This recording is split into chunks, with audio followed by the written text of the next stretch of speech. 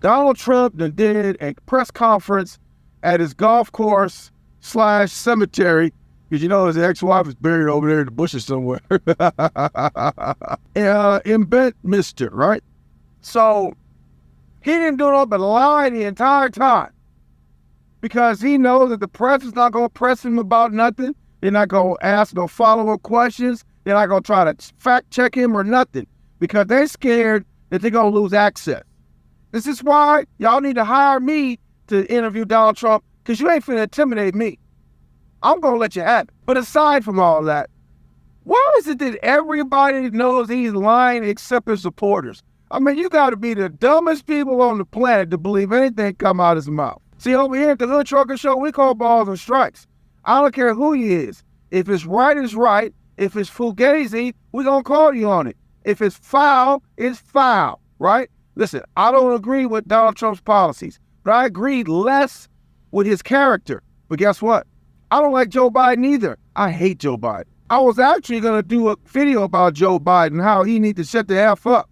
He over there whining about how Nancy Pelosi was one of the one that pushed him out. Don't nobody care nothing about that. In the same way you gave that speech where you don't care about how these people, where they came from and all that, just throw them in jail. We don't care nothing about you, Joe Biden. But that's for another video on another day. But back to the habitual liar. First, let me just say that this dude lied the entire speech from front to back. ABC News did a fact check on the most prominent three. There are a number of things that the former president said that are not true. We have 3 fact checks, though, that we want to walk you through. Again, they are not all encompassing, but they are 3 for you. The first is on mortgage rates. Former President Trump said that when he left office he left office in the pandemic in 2020, mortgage rates were around 2%. That is somewhat accurate. They were about, if I'm looking at my data here, 2.6% when Trump left office. That was somewhat due to COVID.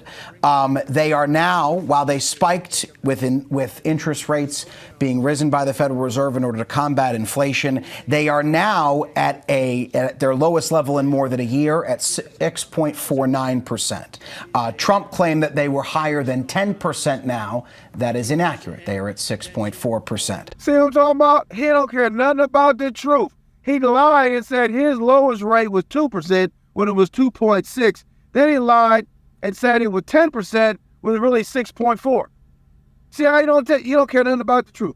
The other thing to walk you through is something he said about Tim Walz. He claimed that Tim Walz, who is now Vice President Kamala Harris's running mate, signed a law in his home state of Minnesota, where he is the governor, that allowed tampons in boys' bathrooms. That is not accurate. He signed a bill that allowed for free tampons in schools.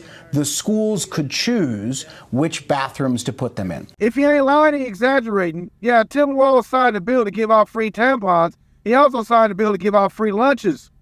Now, if the school wanted to put the tampons in the boys' bathroom, that's on them. But he was just giving out the free tampon. One more fact check for you on the border. Former President Trump claims, as he frequently had, that border encounters are up more than 20 million over the Biden administration. And then he claims that he believes that number is more than 20 million. That is not accurate. Border encounters over the entire Biden administration have been 9.9 million migrant encounters, so roughly 10 million. Trump is increasing it by an extra 10 million. And it is also worth pointing out that the highest number of apprehensions along the southern border spiked in 2019, which was a year where Donald Trump was president. That was their 10-year high. So he inflated the number by 10 million, right? And he failed to mention that the highest rate, the 10-year high of encounters, was under who? Donald Trump. I want to turn to our White House correspondent, Mary Alice Parks, who is live for us at the White House North Lawn, who has a little bit more of that economic fact check for us. Mary Alice, what have you heard so far from the former president?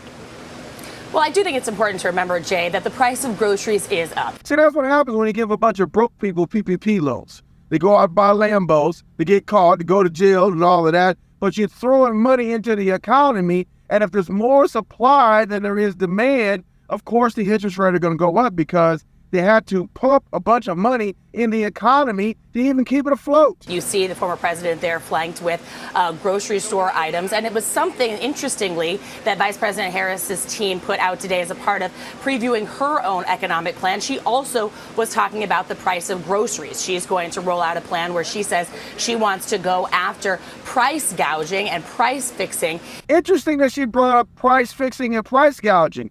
Nobody's talking about that. Because look, when you inject a whole bunch of money into the economy, you raise the interest rates. When you catch something like a COVID and it messes up the supply chain, you get raised costs and it makes your cost of goods sold higher. So therefore, you raise your prices. But when all that stuff starts to go away, the inflation rate starts to go down and the supply chains get back to normal and the cost of goods sold go down, those companies don't want to bring their price back down. You know why? Because they're enjoying those profits. So the person I was talking to about that said that's not a real thing. They got laws against that. They do. But when it's as subtle as this, like $1 or $2, 50 cents, whatever, or you got what's called shrinkflation, where they take the packaging and they shrink it and then charge the same amount.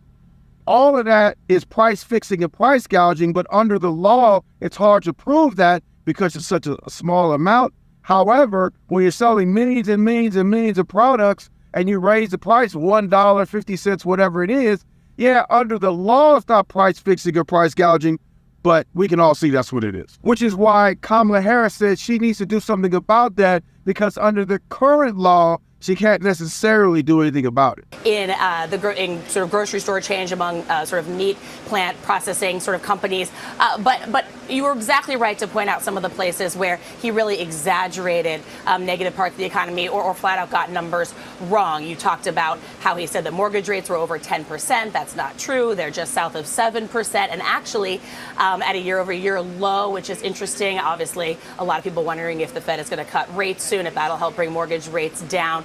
He also really inflated the average price of gas, which is also really down year over year, not up, like he said. Hard to track gas prices, especially as he was leaving office. Of course, that was right after the COVID pandemic when oil and gas prices were all over the board because of shutdowns and lockdowns. So I think that some of those sort of ways that he talks about gas prices being up are really inflated. As I said, every aspect of his speech was either a lie or an exaggeration. He exaggerated the gas prices. I think it's important, like you said, to also zero in on immigration. He said things about Harris's record that are not true. I mean, obviously, we've heard Republicans really criticize her for the Biden administration's sort of larger handling of the border. People do not like those hectic, chaotic scenes that they saw of people crossing the border over the last few years. But like you said, apprehensions at the border are actually down about 50% this summer after President Biden put in place new policies that make it a lot easier for people to be immediately deported. You hear that? For all you weirdos worried about the border, Joe Biden, I can't stand him, but he implemented an executive order that's got the border crossings down 50%. He wrongly said that Harris is advocating for millions of people crossing the border to automatically get free health care, Social Security, and citizenship. While she has talked about wanting to provide legal pathways for citizenship, and especially some pathways for citizenship for people who have been in this country for extended periods of time, over 10 years. For example, that was one proposal I saw Democrats floating. She has not in any way suggested that everyone coming across the border should be able to stay. In fact, like I said, we've actually seen the Biden administration really push this summer to expedite deportations, Jay.